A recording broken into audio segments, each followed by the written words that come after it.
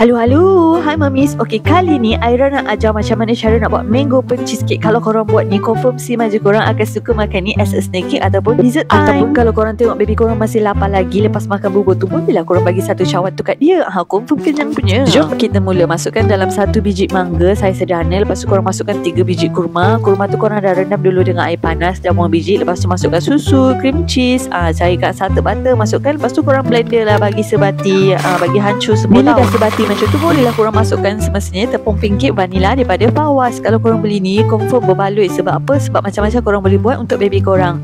Korang blendkan sekejap bagi dia sebati semua tu. Lepas tu bolehlah masukkan dalam acuan. Lepas tu bakar. So suhu membakar dia adalah 160 darjah Celsius selama 15 minit. Apa-apa pun bergantung kepada tahap kepanasan oven masing-masing. Nama pun burnt cheesecake. Atas dia memanglah nampak terbakar sikit, tapi sebenarnya dalam dia sangat lembut tau. Selamat mencuba mamis.